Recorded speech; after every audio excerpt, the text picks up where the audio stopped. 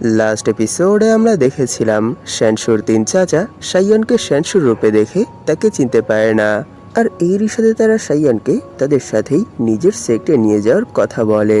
কিন্তু সাইয়ান এর জন্য রাজি হয় না। এর জন্য সেই তাদেরকে উল্টো বুঝ দিয়ে দেয়। আর এরপরই সে জানতে পারে যে তাদের সেক্টের উপর যেই পার্সন অ্যাটাক করেছিল সে আর কেউ না, সে তার ফ্রস্টার ফাদার। সবশেষে আমরা দেখেছিলাম সবার আড়ালে সাইয়ানের ফ্রস্টার ফাদার তার কাছে চলে আসে, আর এরই সাথে সে কি করে প্রিন্স দির কাছ থেকে সেই ব্রেসলেটটা হাসিল করতে পারবে সেই প্ল্যান সাইয়ানকে খুলে বলে। কিন্তু সাইয়ান এবার উল্টো তাকেই বুঝ দিয়ে দেয়, আর এরই সাথে তার ফ্রস্টার ফাদারকেই তার প্ল্যান মোতাবেক কাজ করতে বলে। এই এপিসোডের শুরুতে আমরা দেখতে পাই সাইয়ানের ফ্রস্টার ফাদার তাকে জিজ্ঞেস করে, এর মানে কি তুমি শি দাউনকে ফলো করতে চাও? না, এটা হতে পারে না, কারণ আমার প্ল্যান এটা আমি অনেক আগেই তৈরি করেছি, আর এরই সাথে এই প্ল্যান অনুসরণ করার জন্য যা কিছু করতে হবে সেই সব কিছুই আমি আগে থেকেই জোগাড় করে রেখেছি। তাই এখানে আমি আমার ছেলের কথা মতোই আমার এতদিনের এই প্ল্যানের মধ্যে কোনো ধরনেরই কোনো চেঞ্জ আনতে পারবো না।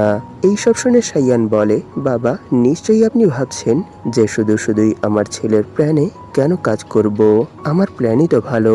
কিন্তু না, আমি আপনার প্ল্যান শোনার পর আপনার এই প্ল্যানের মধ্যে অনেকগুলো ত্রুটি খুঁজে পেয়েছি। তাই আমি আপনাকে কথা দিচ্ছি, যদি আপনি আমার প্ল্যান মোতাবেক কাজ করেন তাহলে নিশ্চিতভাবেই আপনি এখানে যেই কাজটা করার জন্য এসেছেন সেই কাজটা কমপ্লিট করেই ফিরতে পারবেন। এইসব শুনে গার্ডিয়ানও সেখানে একটু ফেস বিগড়ে বলে, কি তুমি এসব কি বলছো? তখনই সাইয়ান বলে, বাবা আমি জানি যে আপনি যেই প্ল্যানটা তৈরি করেছেন সেই প্ল্যান ফলো করলে আপনার জেতার চান্স সত্যি অনেক বেশি। কিন্তু আপনি কি একটা জিনিস ভেবে দেখেছেন যে যখনই আপনি শি দাউনের উপর অ্যাটাক করার জন্য আসবেন তখন শি দাউনও সামনে থেকে আপনার উপর অ্যাটাক করবে?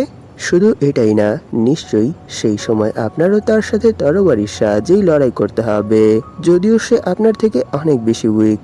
এরপরও নিশ্চয়ই সেই ফাইটের মধ্যে সে আপনাকে একটু হলেও ইনজয় তো করবেই। আর আমি এটা গ্যারান্টির সাথে বলতে পারবো যে সেই ইনজুরির সাথে আপনাকে সেই 3 গার্ডিয়ান অথবা আমার 3 চাচা খুব সহজেই ক্যাপচার করে ফেলতে পারবে। তাই এখানে যদি আপনি আমার প্ল্যান মোতাবেক কাজ করেন তাহলে এটা 100% হয়ে যাবে যে আপনি আপনার বডিতে কোনো স্ক্র্যাচ ছাড়াই আপনি যেই জিনিসটা হাসিল করার জন্য এসেছেন সেই জিনিসটা হাসিল করে ফেলতে পারবেন। এর জন্য শুধু আপনাকে শি দাউনের উপর অ্যাটাক করতে হবে, শুধু শি দাউনের উপরই না, আমার উপরও মাঝে মধ্যে অ্যাটাক করতে হবে। কিন্তু এর মানে এই না যে আপনি আমাকে অ্যাটাক করে আমাকে আধমরা বানিয়ে ফেলবেন, শুধু আপনার সেই অ্যাটাকগুলোর মাধ্যমে আমাদেরকে প্রেশারাইজ করবেন। আর এরপর সেখানে যা কিছু করতে হবে সেই সব কিছুই আপনি আমার উপর ছেড়ে দিন, কারণ একে তো আমরা এই সময় অন্য এক ডাইনাস্টির মধ্যে আছি, আর দ্বিতীয়ত আপনি যার উপর অ্যাটাক করার চিন্তা করছেন সে কোনো সাধারণ ডিসেবল না, সে বুদ্ধিস্ট জিনজাই টেম্পলের এক কোর মেম্বার। তাই যদি আপনি আপনার এই প্ল্যানের সাথে তার উপর অ্যাটাক করেন তাহলে নিশ্চিত ফিউচারে তারা এর বদলা নেওয়ার জন্য আপনার কাছে নিশ্চয়ই আসবে। কিন্তু আমার প্ল্যান মোতাবেক যদি কাজ করেন তাহলে এটা অনেক সহজ হয়ে যাবে, কারণ মিস শি দাউনের উপর আমার অনেকগুলো ঋণ আছে। নিশ্চয়ই তিনি সেই ঋণগুলোর জন্যই আমাকে প্রোটেক্ট করার আপ্রাণ চেষ্টা করবে, আর এই সুযোগটাকে কাজে লাগিয়েই আপনি তাকে অনেক বেশি উইক করে ফেলতে পারবেন। তাই আমার মতে এটাই আপনার প্ল্যান সাকসেস করার সব থেকে ভালো আইডিয়া হবে। এই সব শুনে তার বাবাও এই সম্পর্কে ভাবতে শুরু করে দেয়। তখনই সাইয়ান বলে, তাহলে বলুন আমার এই প্ল্যানটা কেমন ছিল? এটা শুনে তার বাবা সেখানে এক ডার্ক লুকের সাথে বলে, সত্যি কি তুমি এরকম কিছু করার কথা আগে থেকেই ভেবে রেখেছিলে? আমরা এই প্ল্যানই ফলো করব, কিন্তু এখানে আমার প্ল্যানের সাথে কিছু না কিছু তো সামঞ্জস্য রাখতেই হবে। এটা শুনে সাইয়ান বলে, ঠিক আছে আপনি যেরকমটা ভালো মনে করেন। তখনই তার বাবা সেখানে এক ক্রিপি ইসমাইলের সাথে বলে, কিন্তু এখানে একটা, এটা বলেই সে সাইয়ানের উপর এক গ্রিন মিস্টের সাহায্যে অ্যাটাক করে দেয়। কিন্তু সাইয়ান তার হাতে রাখা মোমবাতির সাহায্যে কোনোভাবে সেই অ্যাটাকটা ব্লক করে ফেলে। তখনই তার বাবা সেখানে পয়জনাস অরা রিলিজ করতে করতে বলে, আমি এরকমটা শুধু এই জন্যই করেছি যাতে করে তোমার মনে থাকে যে ফ্রস্টার ফাদার যদি কাজ কমপ্লিট না হয় তাহলে তোমার সাথে কি কি করতে পারে। এটা শুনে সাইয়ান বলে, বাবা আপনাকে এই বিষয়ে আর কোনো টেনশন করতে হবে না, সবকিছুই আপনি আমার উপর ছেড়ে দিন। এটা বলে সে সেখানে ভাবছিল, সত্যি এই বুড়ো বাস্টার্ড কতটা খারাপ হতে পারে যে সে এখানে আমাদের এই কনভারসেশনের পরও আমার উপর অ্যাটাক করে দিয়েছে। শুধু তাই না, তার এই অ্যাটাক দেখে তো মনে হচ্ছে যে সে এখনো আমার উপর বিশ্বাস করতে পারছে না। সত্যি এখানে তো আমি তার সামনে ধরা পড়েই যেতাম, কিন্তু কোনোভাবে বেঁচে গেছি। তখনই তার বাবা তাকে তার প্ল্যান সম্পর্কে সবকিছুই খুলে বলতে বলে, আর সাইয়ানো ডিটেলসে তাকে সেই প্ল্যান বুঝিয়ে দেয়। আর এর কিছুক্ষণ পর যখন সে সেখান থেকে চলে যায়, তখন সাইয়ান দরজা লাগিয়ে বলে, সত্যি আজকের দিনটা অনেক বেশি ট্রেকে ছিল, কিন্তু এখন এখানে একটা কাজ ভালো হয়েছে যে তার সাথে আমি যে প্ল্যান ডিসকাস করেছি সে সেই প্ল্যানের মধ্যে এক্সট্রা কোনো চেঞ্জেসও নিয়ে আসেনি, আর এরই সাথে কোনো ধরনেরই কোনো ডিমান্ড করেনি। এর মানে এখানে তিনি প্রায় আমার প্ল্যানই ফলো করবে। কিন্তু এই সব কিছুর পর আমি কোনোভাবেই তার মাথা থেকে শি ডাউনকে হার্ট করার চিন্তা দূর করাতে পারিনি। শুধু কিছুটা সময় তিনি আমার হাতে দিয়েছে, আর এরপরই তিনি শি ডাউনকে মেরে ফেলবে। নিশ্চয়ই যতক্ষণ আমি শি ডাউনের সাথে থাকবো ততক্ষণ তিনি এরকম কিছুই করতে পারবে না। এটা মানতে হবে যে এই বাস্টার্ড অনেক বেশি খারাপ। তার ভেতর হিউম্যানিটি বলতে কিছুই নেই, সে শুধু মানুষকে মারতে জানে। যদি এই ট্রাভেলে আমি শি ডাউনের সাথে না থাকতাম তাহলে নিশ্চয়ই তিনি শি ডাউনকে পয়জন দিয়ে অনেক নির্মমভাবে হত্যা করত। কিন্তু এখন যেহেতু এই প্ল্যানের মধ্যে আমিও চলে এসেছি, এর মানে আমি কোনোভাবেই শি ডাউনের সাথে এরকম কিছুই হতে দেব না। আমি যতক্ষণ পর্যন্ত সেখানে থাকবো ততক্ষণ পর্যন্তই তাকে বাঁচানোর আপ্রাণ চেষ্টা করব। আমার ওনার সম্পর্কে যতটুকু জানা আছে যে তিনি বাচিক শিল্পে পারদর্শী, তার সাথে কেউ সহজে হ্যান্ড টু হ্যান্ড কমব্যাটে জিততে পারে না। তাই আমায় এই প্ল্যানের মধ্যেই নিজের উপরই বিশেষভাবে খেয়াল রাখতে হবে। এইসব বলতে বলতেই সে সেখানে কিউনারকে স্যামন করে, আর স্যামন হতেই কিউনার সাইয়ানের গলায় জড়িয়ে ধরে। তখনই সাইয়ান বলে, কিউনার আমার মনে হয় আমি তোমায় আবার একটা বড় ঝামেলায় ফেলতে চলেছি। এটা শুনে কিউনার বলে, মাস্টার আপনি এসব কি বলছেন? কিউনার তখনই সব থেকে বেশি খুশি হয় যখন সে আপনার কোনো কাজে আসে। তখনই সাইয়ান সেখানে এক লেটার লিখতে শুরু করে আর বলে, আমি প্রথমে এটা লিখে নেই, এরপর তোমায় এই লেটারটা সেই 3 মঙের কাছে দিয়ে আসতে হবে যারা গতকাল আমাদের কাছে এসেছিল। তখনই কিউনার বলে, কিন্তু আমি তো এটা জানি না যে এই সময় তারা কোথায় আছে অথবা কোথায় যাচ্ছে। এটা শুনে সাইয়ান বলে, তোমার এই বিষয়ে টেনশন করতে হবে না, তুমি শুধু আমার বলার ডাইরেকশন ফলো করো, আর বিশেষ করে তুমি তাদেরকে হুলু মাউন্টেনের আশেপাশেই খোঁজার চেষ্টা করো, নিশ্চয়ই এই সময় তারা সেখানেই আছে।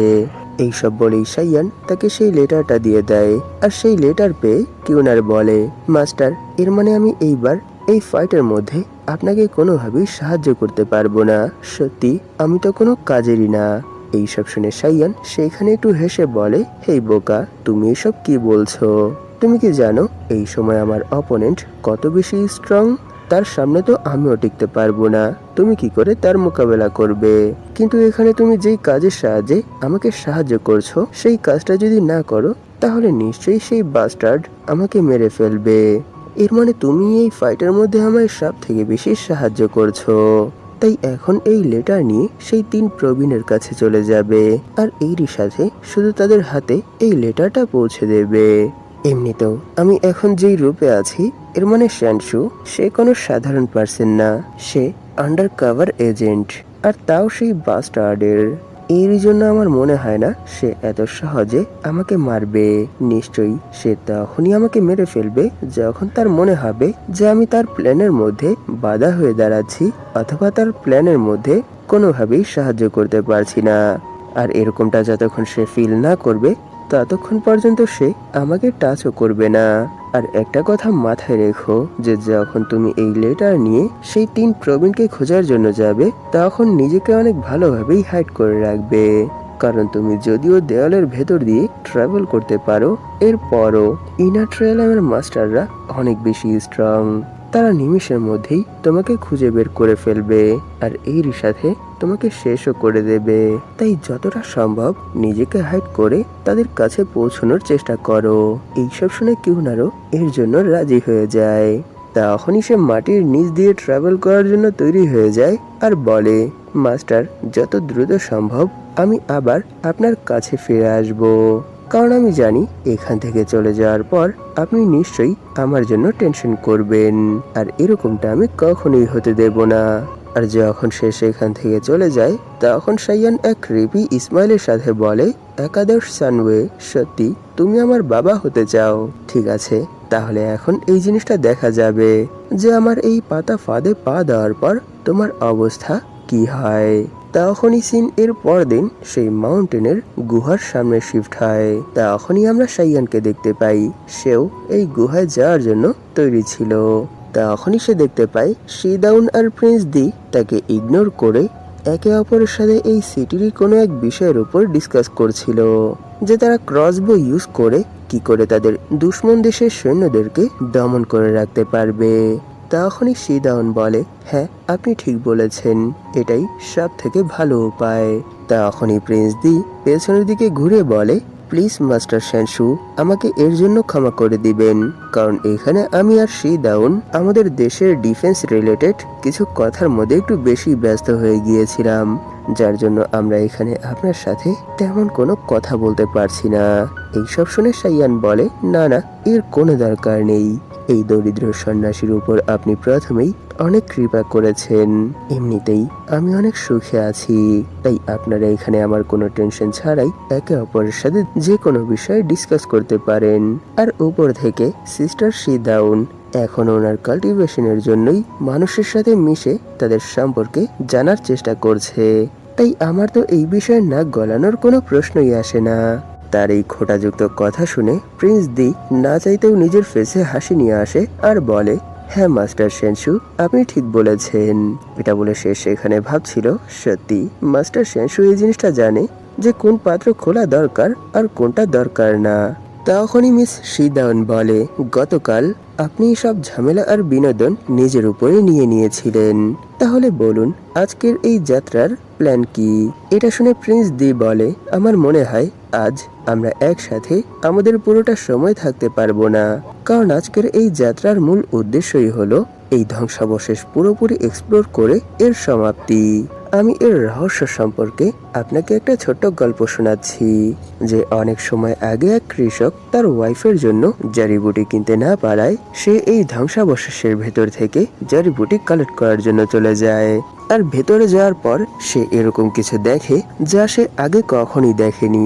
সে তার সামনে সোনা, রূপা, হীরা, জহরত এইসব মূল্যবান আইটেমে ভরা একটা বড় খান্ডার দেখতে পায়, কিন্তু সেই কৃষকের মন অনেক পরিষ্কার ছিল, যার জন্য তার মনে কোনো ধরনেরই কোনো লোভ ছিল না। সে শুধু তার ওয়াইফকে সুস্থ করার জন্য কিছু জারিবুটি খোঁজার জন্য এসেছিল। আর যখন সে সেখানে এত ধন সম্পদ দেখে কিন্তু সে সেখানে কোনো ধরনেরই কোনো জারিবুটি দেখতে পারে না, তখন সে সেখান থেকে ঘুরে চলে যায় আর বলে, আমি যে জিনিসটা নেওয়ার জন্য এখানে এসেছিলাম তার তো কিছুই নেই এখানে। আর 60 বছরে এটাই প্রথমবার ছিল যে যখন একজন সাধারণ মানুষ এই ধ্বংসাবশেষের ভেতর যাওয়ার পরও জীবিত ফিরে এসেছে, কারণ সে যেই ধন সম্পদ দেখেছিল, হ্যাঁ সেখানে ধন সম্পদ তো ছিলই, কিন্তু এর সাথে অনেকগুলো ট্র্যাপ বিছানো ছিল। সে যদি লোভ করত তাহলে সেও বাকিদের মতোই সেখান থেকে আর বেঁচে ফিরতে পারতো না, কিন্তু তার ভাগ্য অনেক ভালো ছিল, কারণ সে সেখান থেকে ফিরে যাওয়ার পর তার ওয়াইফকে সুস্থ করার কোনো না কোনো পদ্ধতি খুঁজে পায়, আর এরই সাথে সে তার ওয়াইফের জীবন বাঁচিয়ে ফেলে। কিন্তু সে সেই দিন সেই খান্ডারের ভেতর যেই দৃশ্যটা দেখেছিল সেটা অনেক অদ্ভুত আর আশ্চর্যজনক ছিল। এরই জন্য সে সেই সম্পর্কে আশেপাশেরই এক কাউন্টের কাছে ইনফর্ম করে, আর সে যখন এই বিষয়ে যাচাই বাছাই করে তখন তারা এই জিনিসটা ডিসাইড করে যে এটা কোনো সাধারণ প্লেস না। একে তো এটা মানুষকে লোভ দেখায়, আর দ্বিতীয়ত এটা অনেক পুরনো এক ধ্বংসাবশেষের অবশিষ্ট। তার এই গল্প শুনে সাইয়ান সেখানে এক ইসমাইলের সাথে ভাবতে শুরু করে, দেখো সে এখানে কত পুরনো এক গল্প শুনিয়েছে, কারণ কথায় আছে যে যদি কখনো কোনো টেন্ডেন চায় তাহলে সেও তার কুকুরের জীবন বাঁচানোর জন্য নিজের জীবনকেও উৎসর্গ করে দেওয়ার জন্য তৈরি হয়ে যায়। সত্য বলতে কি সেই কৃষক এই জিনিসটা জানতো না যে আসলে সেই সব কিছু কি, আর নিশ্চয়ই সে অনেক বড় এক বোকা ছিল।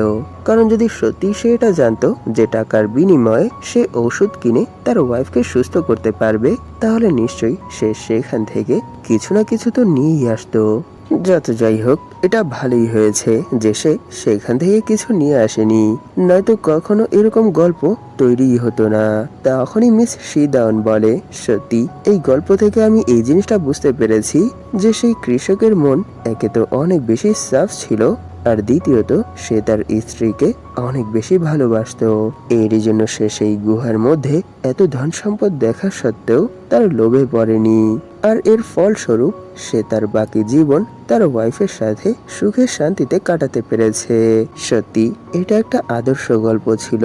এই গল্প থেকে আমরা অনেক কিছুই শিখতে পারি। তখনই প্রিন্স দি মিস শিদাউনকে বলে, যদি তোমার এরকম কোনো হাজবেন্ড থাকতো তাহলে তুমি কি মনে করো সে তোমার জন্য কি করতো?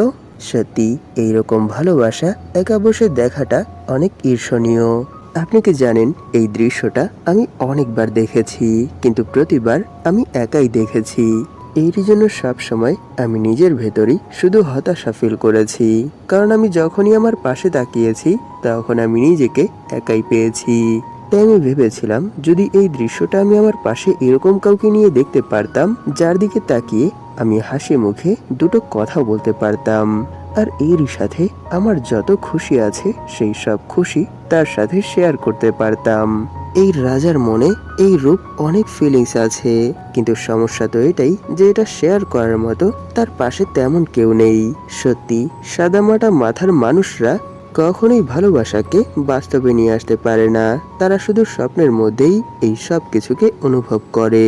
তার কথায় তো নিশ্চয়ই আপনারা বুঝতে পারছেন যে সে এখানে সাইয়ানকে খোঁড়া দেওয়ার জন্য এসব কিছু বলছে।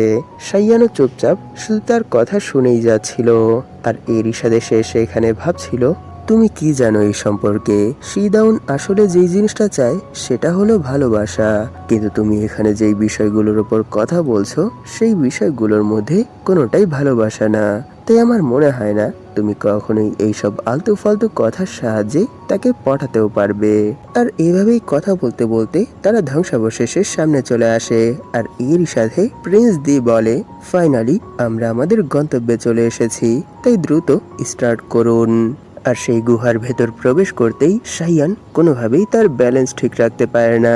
এই জিনিসটা দেখে সে অনেকটা শক হয়ে যায়।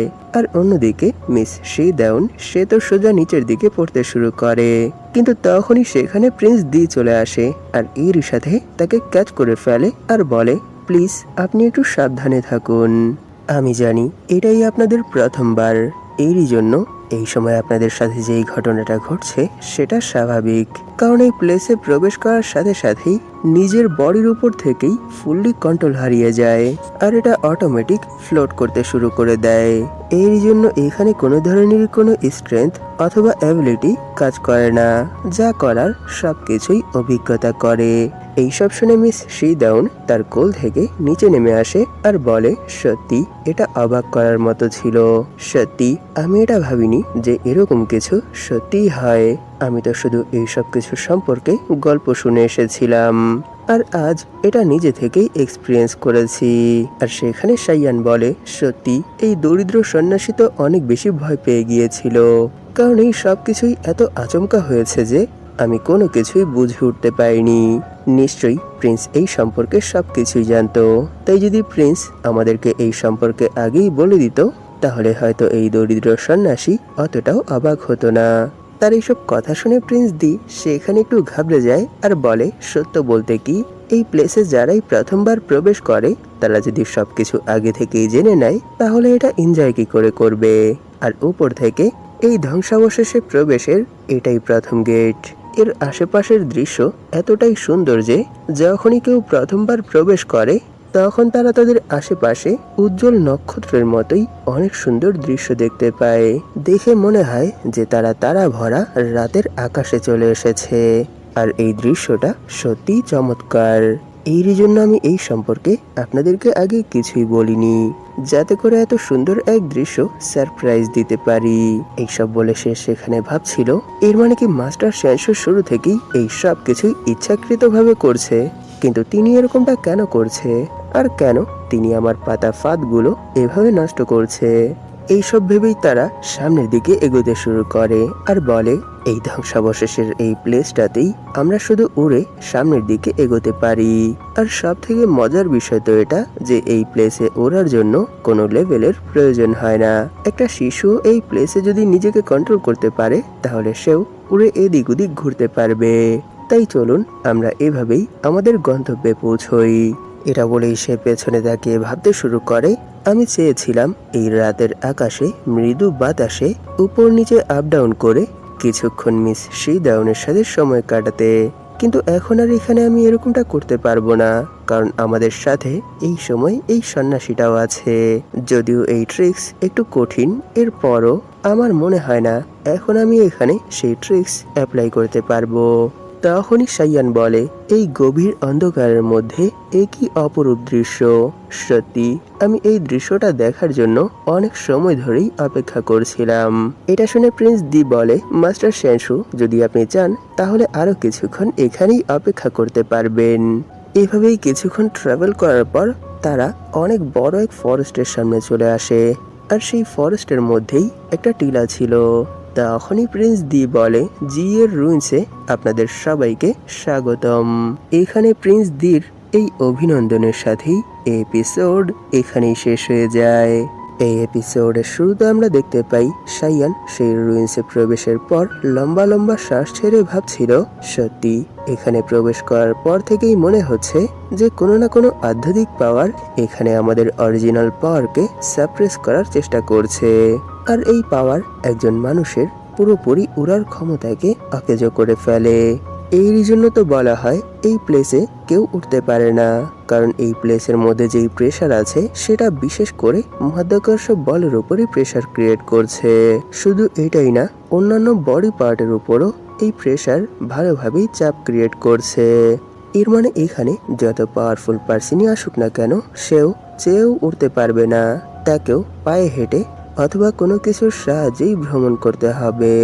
তখনই প্রিন্স দি বলে, এই মাউন্টেনের 10 ফুটের আশেপাশে এখনো মাধ্যাকর্ষের উপর পুরোপুরি কন্ট্রোল আনা হয়নি।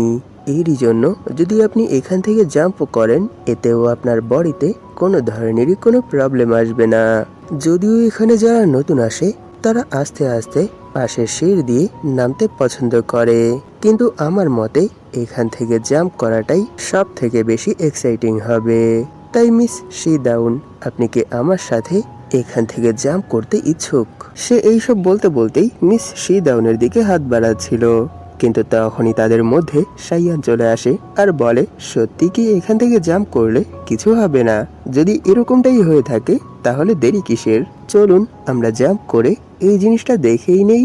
তাকে এরকম করতে দেখে প্রিন্স দি অনেক বেশি রেগে যায়, কিন্তু কিছুই বলে না।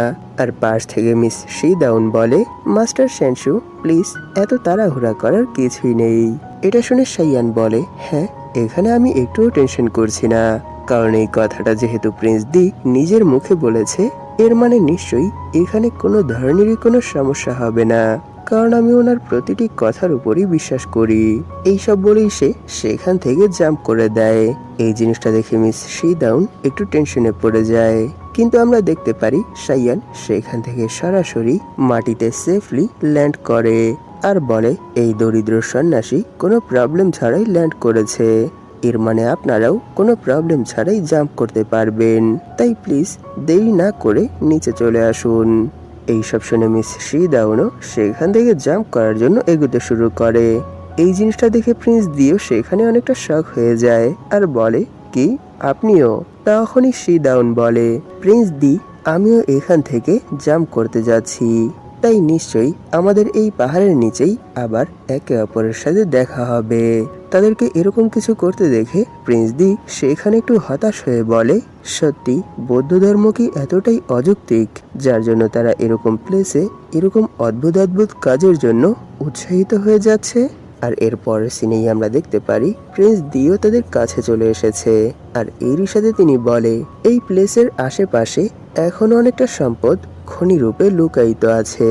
আর যদি আপনারা বেশি ভেতরে চলে যান তাহলে এই প্লেস সত্যিই অনেক বেশি কমপ্লিকেটেড হয়ে পড়বে। আর এরই সাথে আপনারা রাস্তাও হারিয়ে যেতে পারেন। তাই আপনাদের জন্য আমায় ফলো করাটাই সব থেকে ভালো চয়েস হবে। মাস্টার সেনশু, আমি এখানে আপনার জন্য ঠিক একই কথা বলতে চাচ্ছি। এইসব শুনে সাইয়ান বলে, না না, এই বিষয়ে টেনশন করার কোনো দরকার নেই। কারণ যেই ব্যক্তি এত সময় আমাদের উপকার করে এসেছে তার কথা আমরা কি করে ফেলতে পারি। আর অন্যদিকে আমরা প্রিন্স দির গার্ডকে দেখতে পাই, সে সেখানে অনেক মনোযোগের সাথে কিছু একটা শোনার চেষ্টা করছে। তখনই সাইয়ান শিদাউনকে নিয়ে সেখান থেকে যেতে শুরু করে আর বলে, এই দরিদ্র সন্ন্যাসী সর্বপ্রথম এই পাহাড়টাকেই এক্সপ্লোর করতে চায়। আর পেছনেই আমরা সেই গার্ডকে প্রিন্স দির কানে কানে ফিস ফিস করে কিছু একটা বলতে দেখতে পাই। তখনই প্রিন্স দি বলে, তুমি কি সত্য বলছো? এটা শুনে গার্ডও সেখানে এক ইসমাইলের সাথে সম্মতি জানায়। তাদেরকে এভাবে ফিস ফিস করতে দেখে মিস শিদাউন জিজ্ঞেস করে, প্রিন্স দি, এখানে কি কোনো প্রবলেম আছে? তখনই প্রিন্স দি বলে, এখানে কিছু তো একটা ঘটেছে। এটা বলে সে সেখানে ভাবছিল, আজ এখানে যেই অনুলিপিটা শো হচ্ছে সেটা কোনো সাধারণ অনুলিপি না, এটা অনেক রেয়ার একটা মোমেন্ট। কারণ এই জিনিসটা অনেক বছরে একবারই শো হয়। তাই আমি তো কোনোভাবেই এই সুযোগটাকে হাতছাড়া করতে পারবো না। কিন্তু আমি কি আমার সাথে মিস শিদাউনকেও সেখানে নিয়ে যাব? না না, ওনাকে সেখানে নিয়ে যাওয়াটা ঠিক হবে না, কারণ এটা পুরোপুরি রয়্যাল ফ্যামিলির আন্ডারে। আর এই টপ সিক্রেট আইটেমের জন্য যদি আমি মিস শিদাউন আর মাস্টার সেনশুকেও সেখানে নিয়ে যাই তাহলে এটা আমার জন্যই প্রবলেম নিয়ে আসবে। নিশ্চয়ই আমি আমার গার্ডদের সাহায্যে খুব দ্রুতই সেই জিনিসটাকে হাসিল করে আবার ফিরে আসতে পারবো। তাই আমার মনে হয় না সেই অনুলিপিটা হাসিল করে ফিরে আসতে অনেক বেশি সময় লাগবে। এইসব ভেবেই সে বলে, মিস শিদাউন, সত্য বলতে কি আমি আপনার সাথেই এই পুরো রুইন্স ঘুরে দেখতে চেয়েছিলাম, কিন্তু হঠাৎ করেই এক নিলাম হলে এরকম এক ডানার সন্ধান পেয়েছি, যেই ডানা আমি একজনকে দেওয়ার জন্য প্রিপেয়ার করতে চেয়েছিলাম। এরই জন্য এখন আমায় যত দ্রুত সম্ভব সেখানে উপস্থিত থাকতে হবে আর সেই ডানাটা হাসিল করতেই হবে। তাই প্লিজ আপনি কি আমার জন্য কিছুদিন অপেক্ষা করতে পারবেন? কারণ এতটা পথ যেহেতু আমরা একসাথেই ভ্রমণ করে এসেছি, সেহেতু আমার মনে হয় এই রুইন্সের মধ্যে আমাদের একসাথে ট্রাভেল করাটাই সব থেকে বেটার আইডিয়া হবে। সত্যি যদি এটা অতটা ইম্পর্টেন্ট না হতো তাহলে আমি কখনোই আপনাকে একা ছেড়ে সেখানে যেতাম না। তাই প্লিজ আপনি কি আমার জন্য কিছুদিন অপেক্ষা করতে পারবেন? এইসব শুনে শিদাউন বলে, হ্যাঁ অবশ্যই। আপনার এতদিনের কাইন্ডনেসের জন্য শিদাউন নিশ্চয়ই আপনার জন্য অপেক্ষা করবে। তখনই প্রিন্স দি সেখানে একটু রেগে বলে, মাস্টার সেনশু, আপনি এখানে কি করার ডিসাইড করেছেন? এটা শুনে সাইয়ান বলে, প্রিন্স দি, আপনার এখানে আমার জন্য টেনশন করার কোনো দরকার নেই। এই দরিদ্র সন্ন্যাসীকে আপনি আগেই অনেক বেশি সাহায্য করেছেন আর উপর থেকে এই রুইন্সের এক্সক্লুসিভ পাস আর এরই সাথে একটা ম্যাপও প্রদান করেছেন। তাই আমার মতে এখানে আপনার আমাদেরকে নিয়ে টেনশন করার কোনো দরকার নেই। আপনি ধীরে সুস্থেই আপনার সেই ইম্পর্টেন্ট কাজ কমপ্লিট করে আবার ফিরে আসুন। আমরা আপনার জন্য নিশ্চয়ই অপেক্ষা করব। এইসব শুনে প্রিন্স দি বলে, ঠিক আছে, যদি আপনি আশেপাশে ঘুরে একটু বেশি ক্লান্ত হয়ে যান তাহলে এই পাহাড়ের মধ্যেই অবস্থিত প্রিন্স ভিলায় যে রেস্ট করতে পারবেন। আর এই ভিলা এখান থেকে বেশি দূরে না। এইসব শুনে সাইয়ান ভাবছিল, সত্যি এটা মানতে হবে যে প্রিন্স দি এখানে তার অনেকগুলো গার্ডকেই আশেপাশে লুকিয়ে রেখেছে। এর কারণ আমি আমাদের আশেপাশে এরকম কাউকেই সেন্স করতে পাইনি যে ওনাদেরকে চিঠি পাঠিয়ে এই জিনিসটার আগা করতে পারবে যে আশেপাশের এক নিলাম হলের মধ্যে এরকম কিছু নিলাম হচ্ছে। সত্যি এটা মানতে হবে যে প্রিন্স দি নিজের সুরক্ষার জন্য অনেকগুলো গার্ডকে নিয়োগ দিয়ে রেখেছে আর সেই গার্ডদের প্রোটেকশনের জন্যই তিনি এত ফ্রিলি আমাদের সাথে কোনো টেনশন ছাড়াই ঘোরাঘুরি করার সাহস পেয়েছে। নিশ্চয়ই যদি সেই গার্ডরা আড়াল থেকে তাকে প্রোটেক্ট না করত তাহলে সে যেই পথ আমাদের সাথে ভ্রমণ করেছে তার অর্ধেকটা পথও সেফলি ভ্রমণ করতে পারতো না। এর আগেই কোনো না কোনো বাগি এসে তার উপর অ্যাটাক করে তাকে শেষ করে দিত আর তার সাথে এভাবে ঘোরার জন্য আমাদেরও অবস্থা ঠিক একই হতো। যদিও আমি এখানে স্বার্থপরের মতোই কথা বলছি, কিন্তু এরপরও এই সব কিছুই আমি তো শুধু শি দাউনের জীবন বাঁচানোর জন্যই করছি। তাই যদি কিউনার সময় মতো তার কাজটা কমপ্লিট করে ফেলতে পারে, এরপর যা করার সব আমি করব। আর অপেক্ষায় থাকবো যে কখন আমার সেই 3 মার্শাল আঙ্কেল সাহায্যের জন্য এখানে চলে আসে। তাই যতক্ষণ পর্যন্ত আমার ফস্টার ফাদার আমাদের উপর অ্যাটাক করার জন্য আসবে না, ততক্ষণের মধ্যেই আমি শি দাউনকে পটানোর কোনো না কোনো এক রাস্তা তো বের করেই ফেলবো। আর এর জন্য এখানে আমায় কিছু সাসপেন্স ক্রিয়েট করতে হবে। এইসব ভাবতে ভাবতেই তারা সেই ফরেস্টের মধ্যে হাঁটতে শুরু করে। তখনই শাইয়ান বলে, সিস্টার শি দাউন, আপনার কি এই ফরেস্টের গভীরে যাওয়ার কোনো প্ল্যান আছে? আমি তো ফ্রি সময়টা এই ফরেস্টের আরো একটু গভীর এক্সপ্লোর করতে চাই। এটা শুনে শি দাউন বলে, সত্য বলতে কি আমার এখানে কোনো ধরনেরই কোনো প্ল্যান নেই। তাই যদি মাস্টার সেনশু আপনি আমায় এই সম্পর্কে কোনো উপদেশ দিন, তাহলে সেই উপদেশ আমি নিশ্চয়ই ফলো করব। এটা শুনে শাইয়ান বলে, যেহেতু আমরা এই সময় একেবারে ফ্রি, সেহেতু আমি এই ফরেস্টের আরো একটু গভীর এক্সপ্লোর করতে চাই। যদি সিস্টার শি দাউন আমাকে অনুসরণ করতে চান, তাহলে নির্দ্বিধায় করতে পারেন। এটা শুনে শি দাউন সেখানে ইসমাইলের সাথে বলে, সত্য বলতে কি মাস্টার সেনশুর সাথে একা সময় কাটানোটা অনেক বিরল। তাই যদি মাস্টার সেনশুর এখানে কোনো আপত্তি না থাকে, তাহলে আমি আপনার সাথে কিছুটা সময় এভাবেই ট্রাভেল করতে পারবো। এটা শুনে শাইয়ান বলে, ও এই কথা, তাহলে চলুন আমরা উপর থেকে যেই উজ্জ্বল মাউন্টেনটা দেখেছিলাম সেই মাউন্টেনের দিকেই 60 মিনিট এগোনো যাক। এটা বলে সে সেখানে ভাবছিল, মিস শি দাউন এখানে আমার এক অফারেই এর জন্য এগ্রি হয়ে গেছে, যেরকমটা সে প্রিন্স দের সাথেও করেছিল। এর মানে কি এখনো উনি শুধু আমাদের সাথে টাইম পাস করার জন্যই আর আমাদের সম্পর্কে জানার জন্যই এভাবে ঘোরাঘুরি করছে। সত্যি এটা একটু আফসোসের, কিন্তু এখন যেহেতু আমাদের আশেপাশে আর কেউ নেই, সেহেতু এখানে আমার আর অন্য কোনো বিষয়ের উপর ফোকাস করার কোনো দরকার নেই। পুরোটা সময় আমায় শুধু তাকে ইমপ্রেস করার কাজেই লাগাতে হবে, যাতে করে এই ফ্রি সময়টা কোনোভাবেই হাতছাড়া না হয়ে যায়। এইসব ভাবতে ভাবতেই তারা ট্রাভেল করছিল। তখনই শাইয়ান আশেপাশের দৃশ্য দেখে ভাবতে শুরু করে, সত্যি এই ধ্বংসাবশেষের ভেতরের দৃশ্যটা অনেক বেশি অ্যামেজিং। দেখে তো মনে হচ্ছে যে কোনো এক গল্প কাহিনীর শহর। আমি আকাশে সূর্য দেখিনি, কিন্তু দিনের আলো চারদিকে ছড়িয়ে পড়েছে। আর বলা হচ্ছে যে এখন রাত। তাই আমি এখন এই জিনিসটাই বিবেচনা করতে পারছি না যে আসলে এখন কি দিন নাকি রাত। সত্যি এটা অনেক আশ্চর্যপূর্ণ। তাদের কথায় তো আমি এই ওয়ার্ল্ড সম্পর্কে এতটুকুই জানতে পেরেছি যে এটা অনেক বড় এক ওয়ার্ল্ডের শুধু খণ্ড মাত্র। তাহলে সেই পুরো ওয়ার্ল্ড কতটা আশ্চর্যপূর্ণ হবে। আশেপাশের ফুল ফল গাছপালা এবং পশু পাখি সবকিছুই এখনো অর্ডার অনুযায়ী আছে। তারা এই ধ্বংসাবশেষের ভেতরই জন্ম নিয়েছে আর এখানেই মরে আবার মিশে যাচ্ছে। আর এই জিনিসটা সব থেকে বেশি অবাক করার মতো যে যদিও তারা রিয়েল ওয়ার্ল্ডের সাথে কোনো ধরনেরই কোনো সামঞ্জস্য রাখে না, এরপরও তাদের রূপ রং এখনো বদলায়নি। তারা মিউটেন্ট অথবা অন্য কোনো প্রজাতিতে বদলে যায়নি, ঠিক এখনো আগের মতোই আছে। সে যখন এইসব কিছু ভাবতে ভাবতে সামনের দিকে এগোচ্ছিল, তখনই পেছন থেকে তাকে শি দাউন আওয়াজ দেয়। আওয়াজ শুনে শাইয়ানও পেছনের দিকে তাকায়। তখনই শি দাউন বলে, বুদ্ধ বলেছিল যে এই পৃথিবীর ভেতরই আরো 300 পৃথিবী আছে। এর মানে কি এই ধ্বংসাবশেষও সেই 300 পৃথিবীর এক পুনরূপ হতে পারে? এটা শুনে শাইয়ান বলে, সত্যি সিস্টার শি দাউন, আপনি এই কথাটা বলে আমাকে সেই পুস্তকের কথাটা মনে করিয়ে দিয়েছেন, যেটা আমি অনেক বছর আগে পড়েছিলাম, যেখানে বলা হয়েছিল এই পৃথিবীর বাহিরে আরো একটা পৃথিবী আছে, আর সেই পৃথিবীর আশেপাশে 3টা সূর্য আছে, যেখানে 4টা ঋতু আছে, কিন্তু সেই সবগুলো ঋতুই বিশৃঙ্খল। এমনকি সেখানে দিনও বিশৃঙ্খল আর রাতও বিশৃঙ্খল। সব থেকে বড় বিষয়টা যে সেখানে যখন গরম পড়ে তখন সেই গরম 100 বছর পরে, আর যখন ঠান্ডা পড়ে তখন সেই ঠান্ডাও 100 বছর পরে। আর এই সময়কালে যখন গরম পড়ে তখন পুরো পৃথিবীর মাটি খরায় একেবারে ফেটে চৌচির হয়ে যায়। সেই সময় মানুষ নিজেদের জীবন বাঁচানোর জন্য মাটি গর্ত করে অনেক ভেতরে চলে যায়। আর যখন বর্ষার সময় আসে তখন এর সিচুয়েশন পুরোপুরি উল্টো হয়।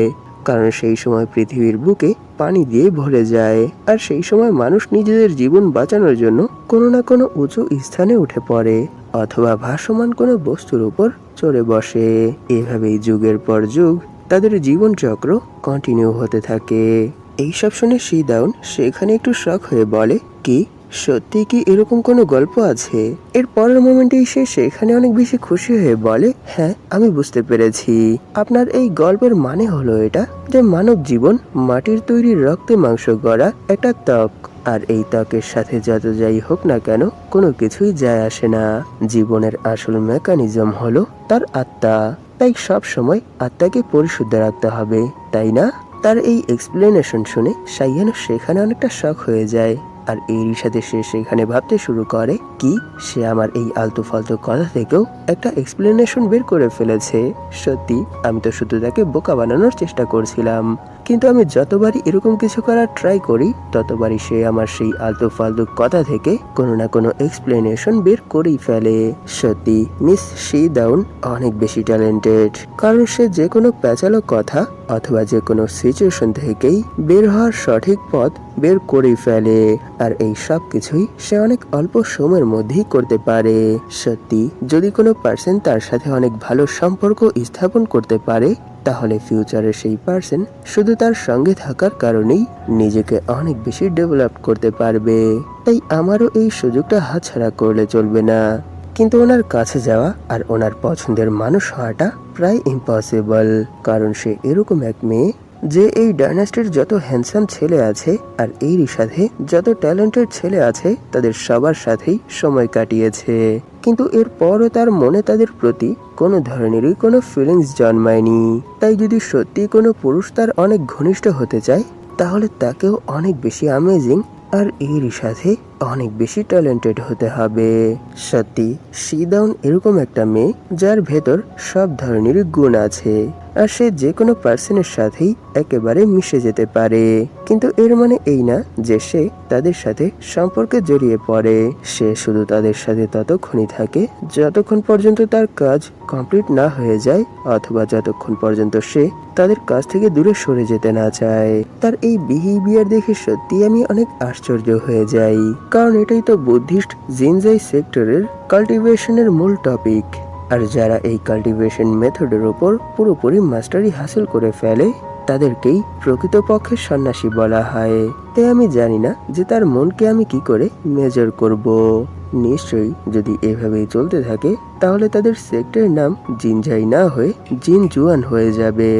তখনই শিদাউন বলে, মাস্টার শ্যানশু, আপনি ম্যান্ডারিং হার্স সম্পর্কে বলেছিলেন তারা তাদের জীবনকালে শুধু একজন সাথীকেই চুজ করে, আর এরপর বাকি পুরোটা জীবন একসাথেই ঘুরে বেড়ায়।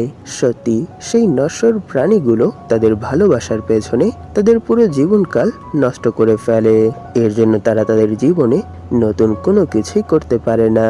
আর এই ফিলিংসটা আমার প্রিন্স দির মতো মনে হয়, কারণ তিনিও এরকম ভালোবাসা চান যেই ভালোবাসায় তারা এই জীবনে একসাথে থাকতে পারবে আর সারাটা জীবন এভাবেই সাদামাটা হয়ে কাটিয়ে দিতে পারবে।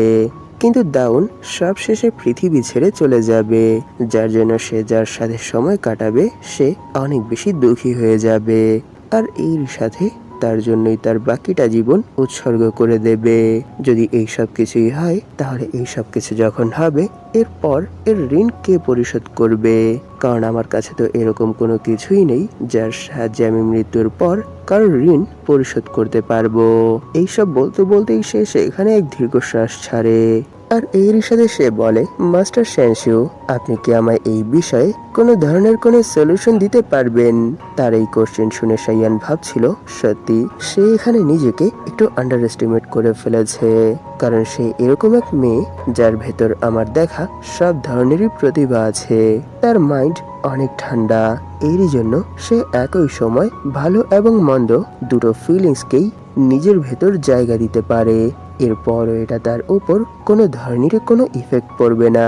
এর মানে শি দাউন আমার দেখা আজ পর্যন্ত যতগুলো মেয়ে আছে তাদের সবার থেকে সেরা। সে প্রিন্স দির সাথে এত সময় কাটানোর পরও তাকে গুরুত্বের সাথে গ্রহণ করেনি, এমনকি সে আমাকেও গুরুত্বের সাথে গ্রহণ করেনি। সে এরকম এক মেয়ে যাকে বলা যায় কাল্টিভেশনের যন্ত্র। সত্যি সে অসাধারণ। এইসব ভেবেই সাইয়ান বলে, এই দরিদ্র সন্ন্যাসীর কাছে বুদ্ধ জিনজাই টেম্পলের কাল্টিভেশন সম্পর্কে তেমন কোনো ধারণা নেই। কিন্তু সত্যি এটা অবাক করার বিষয় যে সিস্টার শি দাউন আপনি এত ট্যালেন্টেড হওয়া সত্ত্বেও এরকম এক পার্সনের কাছ থেকে উত্তর পাওয়ার আশায় তার দিকে তাকিয়েছেন যে এই সম্পর্কে তেমন কোনো ধারণাই রাখে না। কিন্তু নিশ্চয়ই এটাই নিয়তি ছিল। এইসব শুনে শি দাউন বলে, হ্যাঁ আপনি ঠিক বলেছেন। সত্য বলতে কি, আমিও আজ পর্যন্ত আমার এই কোশ্চেনের অ্যান্সার খুঁজে বেরিয়েছি, কিন্তু কখনো কারোর কাছেই পাইনি। আর এরই সাথে আজ পর্যন্ত আমি কোনো পার্সনের সাথে মেলার পর কখনোই হতভাগ হইনি। এরই জন্য আমি এটা জানি না যে মানুষের সাথে কিভাবে মিশতে হয়, আর এরই সাথে তাদের সাথে কিরূপ আচরণ করতে হয়। সত্য বলতে কি, এই সব কিছুই শুধু আমি এই জন্য করি কারণ এটা আমার কাল্টিভেশনের একটা পার্ট। যদি এটা কাল্টিভেশনের কোনো পার্ট না হতো তাহলে আমি একাকী বসে বুদ্ধ মূর্তির দিকে তাকিয়ে আমার বাকি জীবনটা কাটাতে চাইবো, আর এটা বোঝার চেষ্টা করব যে বুদ্ধ ধর্ম তার ভেতরে কতটা সৌন্দর্য লুকিয়ে রেখেছে। তার এইসব কথা শুনে সাইয়ান ভাবছিল, 7টি অলংকার, অতুলনীয় হৃদয়, 6 মূল বিশিষ্ট ব্যক্তিত্ব সম্পূর্ণ, আর এই পার্সন আর কেউ না, শি দাউন। সত্যি তার যতই প্রশংসা করি ততটাই কম মনে হয়। সে এরকম একটা মেয়ে যে কখনোই কারোর দ্বারা বশ হতে পারে না। তার ভেতর যেই প্রতিভা আছে সেটা সত্যি অতুলনীয়। শুধু সে সুন্দর হৃদয়ের অধিকারী না, তার কাছে এরকম এক চেহারা আছে যেটা সত্যিই মায়াবী। আর সে এই সময় যেই অঙ্গি ভঙ্গিতে কথা বলছে, যদি কোনো পুরুষ তাকে এভাবে দেখে ফেলে তাহলে সে নিশ্চয়ই না চাইতেও তার প্রেমের সাগরে ডুবে যাবে। কিন্তু আমি এরকম কোনো পার্সন না যে তার মোহমায়া দেখে তার পেছনেই ঘুরঘুর করতে শুরু করবে। আমি তো শুধু ততটা সময় তার সাথে থাকবো যতটা সময় আমার কাজ হয়ে যাবে না, আর আমার ফস্টার ফাদার যেই কাজটা করার জন্য আসবে তাকে সেই কাজে বাধা না দিয়ে দেব। এইসব ভেবেই সাইয়ান বলে, সর্বোপরি এই দরিদ্র সন্ন্যাসীর কাছে এই বিষয়ে তেমন কোনো জ্ঞান নেই। এরই জন্য আমি সিস্টার শি দাউনকে এই বিষয়ে কোনো ধরনের কোনো উপদেশ দেওয়ার সাহস করতে পারছি না। কিন্তু যেহেতু তিনি আমার কাছে এই সম্পর্কে কিছু জানতে চেয়েছেন, তাই আমি আপনাকে এই রিলেটেড কোনো এক গল্প শোনাতে পারি। এটা শুনে শি দাউন সেখানে একটু এক্সাইটেড হয়ে বলে, সত্যি মাস্টার শ্যানশু, যদি এরকমটাই হয় তাহলে প্লিজ আমাকে সেই গল্পটা শোনান। তখনই সাইয়ান মনে মনে বলে, এখানে মূল বিষয় এটা যে যেই পার্সন শি দাউনকে উপলব্ধি করবে আর যার নিয়তির সাথে শি দাউন যুক্ত আছে সেই পার্সন আর কেউ না, সেই পার্সন এই সময় তার পাশেই আছে। এখানে সাইয়ানের এই থিঙ্কিং এর সাথেই এই এপিসোড এখানেই শেষ হয়ে যায়। এই এপিসোডের শুরুতে আমরা সাইয়ানকে একটা গল্প শোনাতে দেখতে পাই। সে বলে, মন্দিরের সামনেই একটা মাকড়সার জাল ছিল, আর সেই জাল যে কোনো পোকামাকড়কেই আকৃষ্ট করে তাদেরকে ফাঁদে ফেলার জন্য তৈরি ছিল। আর কোনো এক অলৌকিক কারণে সেই মাকড়সাটা এক হিউম্যান রূপ ধারণ করে, আর মানব রূপে আসার পর থেকেই সে প্রতিদিন সেখানের মানুষদেরকে বুদ্ধমালা জপতে শোনে। আর এভাবেই 300 বছর কাটানোর পর সে বুদ্ধ ধর্ম সম্পর্কে নিজের ভেতর জ্ঞান অনুধাবন করে ফেলে। আর একদিন বুদ্ধ সেই মাকড়সাটাকে বুদ্ধ মন্দিরের ভেতর দেখতে পান। আর যখনই তিনি তার ভেতর এত প্রেরণা আর বিশ্বাস দেখে, তখন তিনি সেই মাকড়সাকে একটা প্রশ্ন করে যে, হেই মাকড়সা, তোমার কি মনে হয় এই পৃথিবীতে সব থেকে বেশি মূল্যবান জিনিসটা কি? এই প্রশ্ন শুনে সেই মাকড়সা বলে, বুদ্ধা, আমার মতে এই পৃথিবীর মধ্যে সব থেকে মূল্যবান জিনিসটা হলো অপ্রত্যাশিত, যেটা চিরস্থায়ী হয় না আর যেটা কোনো না কোনো সময় হারিয়ে যায়। তার এই অ্যান্সার শুনে বুদ্ধা কিছু সময় হাসলেন, কিন্তু তিনি সেখানে তার এই অ্যান্সারের কোনো জবাব দিলেন না যে তার অ্যান্সারটা কি ঠিক নাকি ভুল। তখনই তিনি বলে, ঠিক আছে, আমি আবার তোমার সাথে সেই দিন দেখা করার জন্য আসব যেই দিন তোমার কাছে এই কোশ্চেনের অন্য কোনো অ্যান্সার হবে। আর এই ঘটনার কিছু সময় পর যখন রাত হয়ে এলো, তখন সেখানে প্রবল বৃষ্টি শুরু হয়ে গেল, আর সেই বৃষ্টির সাথে প্রচন্ড বাতাসও বইছিল। তখনই সেই বৃষ্টির একটা ফোঁটা তার জালে এসে বাজলো। আর এই বৃষ্টির ফোঁটাগুলো অনেক স্বচ্ছ আর পরিষ্কার ছিল, যার জন্য এটা তার অনেক ভালো লেগে যায়। এরই জন্য যখনই সে সেই বৃষ্টির ফোঁটা ধরার জন্য এগোনোর চেষ্টা করে, তখনই সেখানে জোরো হাওয়া বইতে শুরু করে। আর সেই প্রবল হাওয়ায় তার ভাগ্যটা এতটাই খারাপ ছিল যে সেই বৃষ্টির ফোঁটাটাও সেখান থেকে পড়ে যায়, যার জন্য সে প্রথমত অনেক বেশি কষ্ট পায়। কারণ সে যেই জিনিসটাকে এত বেশি পছন্দ করে ফেলেছিল সেটা তার সময় থাকতেই হারিয়ে গেছে, আর সে সেই ফোঁটাটাকে আর কখনোই তার কাছে ফিরে পাবে না, যার জন্য সে সেখানে অনেকটা স্যাড হয়ে যায়। আর এর পরদিন আবার বুদ্ধ তার কাছে আসে আর তার কাছে ঠিক একই কোশ্চেন জিজ্ঞেস করে। আর এই সময় মাকড়সা তার সেই প্রিয় ফোঁটার জন্য অনেক বেশি কষ্টে ছিল। আর এইবারও সে বুদ্ধের কোশ্চেনের অ্যান্সার ঠিক একইভাবে দেয়, কারণ সে যাকে এত পছন্দ করেছিল সে তাকে নিজের কাছে রাখতে পারেনি, সেটা হারিয়ে গেছে। আর সেখানে বুদ্ধা তার একই জবাব আবার শুনে তার কাছে চলে আসে আর বলে, যেহেতু এখনো তোমার মতামত একটুও বদলায়নি, তুমি এখনো তোমার সেই বিশ্বাসের উপর অটুট আছো, সেহেতু আমি তোমায় একটা সুযোগ দিচ্ছি যে তুমি নিজে থেকেই এই জিনিসটাকে একবার ফিল করে দেখো। এটা বলেই বুদ্ধ সেই ছোট্ট মাকড়সাটাকে মানব রূপে পুনর্জীবিত করে। আর তার যেই ফ্যামিলিতে জন্ম হয় তারা তার নাম জিজু রাখে। আর জন্মের 18 বছর পর সে এক সুন্দরী মেয়েতে পরিণত হয়। শীর্ষ বিভাগের নতুন সার্জেন্ট আসার খুশিতে জিজুকে সম্রাটের দ্বারা আয়োজিত উদযাপনে অংশগ্রহণ করার জন্য আমন্ত্রিত করা হয়। আর সেখানে পৌঁছতেই জিজুর এই কথাটা মনে পড়ে যে আমি যখন মাকড়সা ছিলাম তখন আমার সাথে বুদ্ধের এখানেই প্রথম দেখা হয়, আর দ্বিতীয় দেখায় তিনিই আমাকে এই বডিতে পুনর্জীবিত করে। আর তখনই জিজু এই জিনিসটা নোটিশ করে যে রাজকুমারী সহ সেখানের বাকি মেয়েদেরকে বিশ্রামের জন্য অনেক ভালো ব্যবস্থা করে দিয়েছে, কিন্তু তার জন্য এরকম কিছুই করা হয়নি।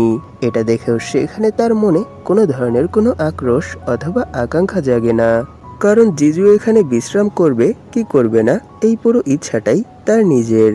আর এর কিছু সময় পরে তার চোখের সামনে এরকম এক ঘটনা ঘটে যেটা তার প্রত্যাশার বাহিরে ছিল, কারণ সে যাকে এত সময় ভালোবেসে এসেছে তার অন্য এক মেয়ের সাথে বিয়ে হয়ে যাচ্ছে, তাও তার চোখের সামনে।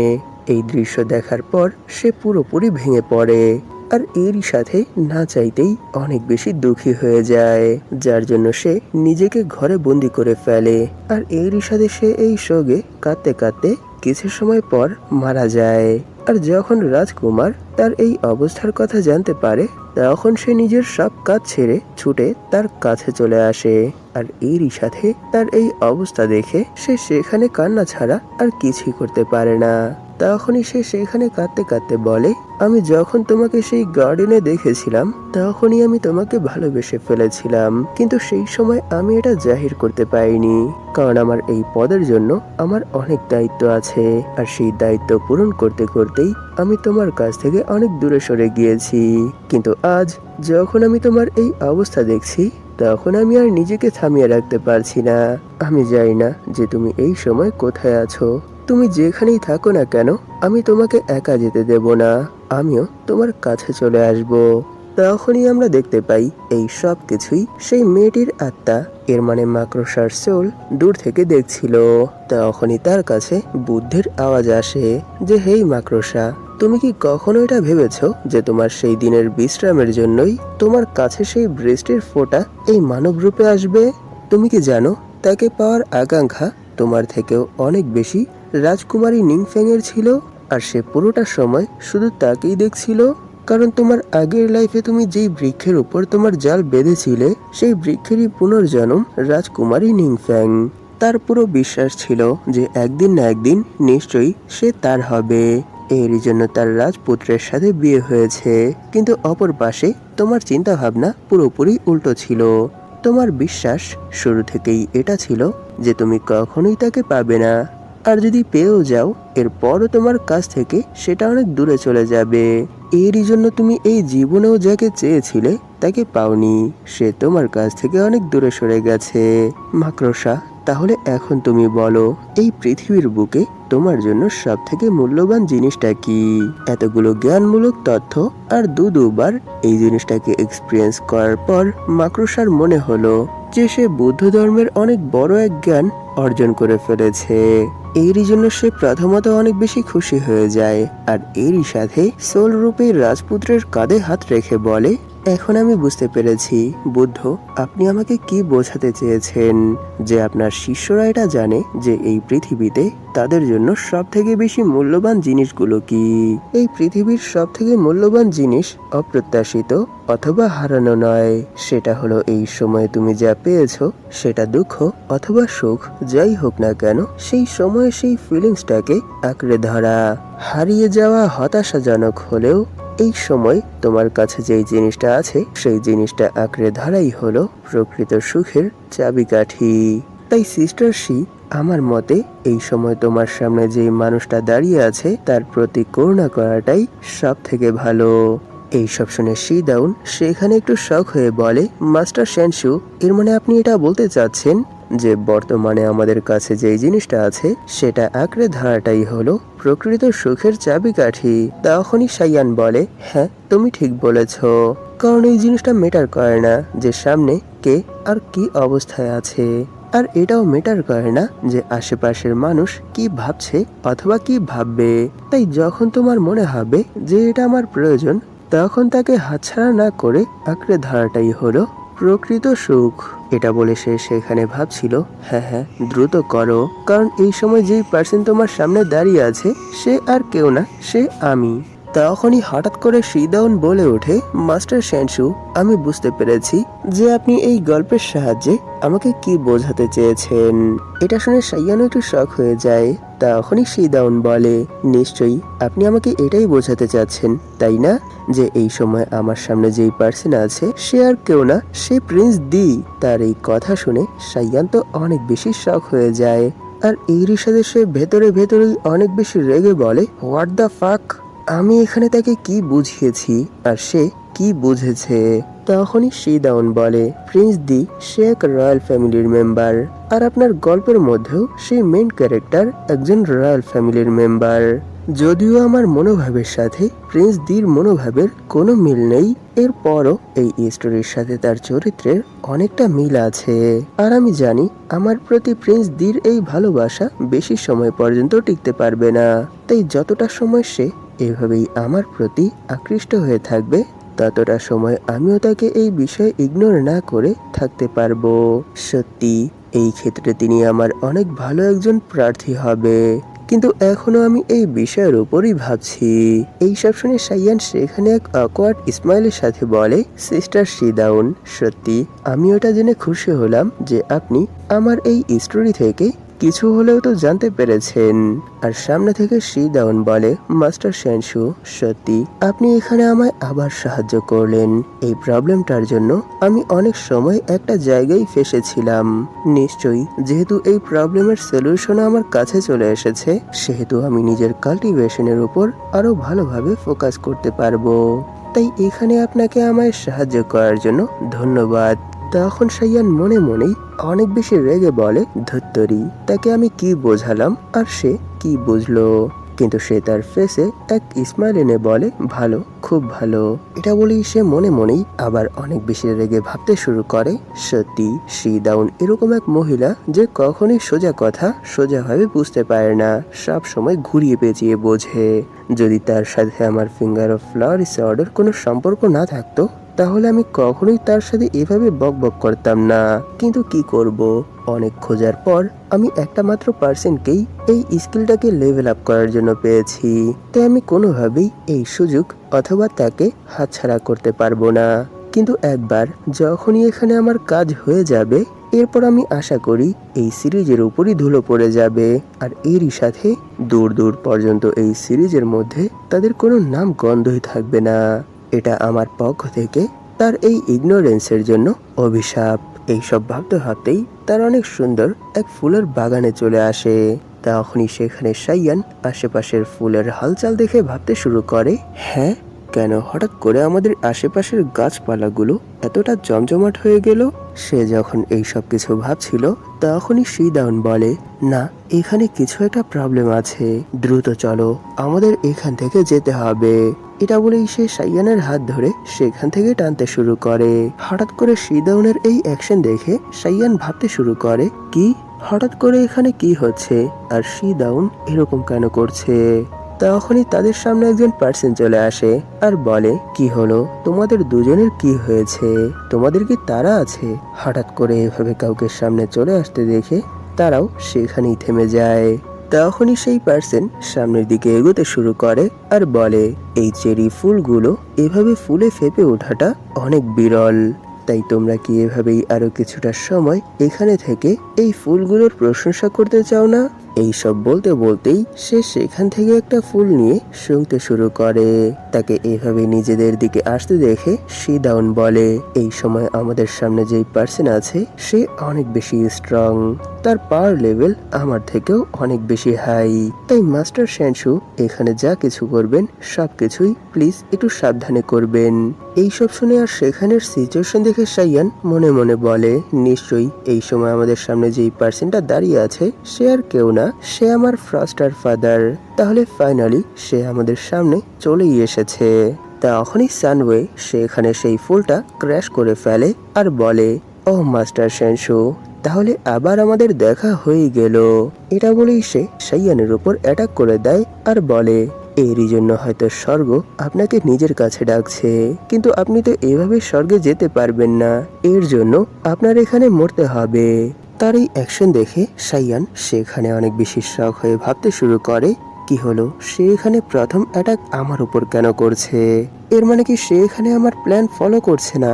যদি এরকমটাই হয়ে থাকে তাহলে তো এখানে আমি অনেক বড় এক বিপদের মধ্যে ফেসে গেছি, কারণ আমাদের প্ল্যান তো এটা ছিল যে সে শিদাউনের উপর অ্যাটাক করে তাকে উইক করে ফেলবে, আর এরকমটা হওয়ার পর আমরা এখান থেকে দূরে কোথাও পালিয়ে যাব। কিন্তু এখনের সিচুয়েশন দেখে তো মনে হচ্ছে না যে সে এখানে আমার তৈরি করা সেই প্ল্যান ফলো করছে। এখানে সাইয়ানের এই থিঙ্কিং আর ভয় পাওয়া ফেস এক্সপ্রেশনের সাথেই এপিসোড এখানেই শেষ হয়ে যায়। এই ভিডিওতে আমরা একসাথে তিনটা চ্যাপ্টার কভার করেছি। নিশ্চয়ই এর লেন্থ দেখে তো বুঝতেই পারছেন, তাই প্লিজ এর লেন্থ অনুযায়ী আমি আপনাদের কাছ থেকে ততটাই সাপোর্ট আশা করছি। অনুগ্রহ করে আমায় ডিসঅ্যাপয়েন্ট করবেন না। ভিডিওটা শেষ করার আগে আপনাদের কাছে আমার একটা রিকোয়েস্ট আছে। আপনাদের মধ্যে যারা এখন পর্যন্ত এই চ্যানেলটাকে সাবস্ক্রাইব করেননি তারা প্লিজ সাবস্ক্রাইব করে দিন, আর এরই সাথে এই ভিডিওটাতে একটা লাইক করে দিন, যাতে করে ইউটিউব এই ভিডিওটাকে নতুন নতুন মানুষের কাছে পৌঁছে দিতে পারে। ধন্যবাদ আপনাদের এই পর্যন্ত দেখার জন্য। তাহলে দেখা হবে এর পরের এপিসোডে।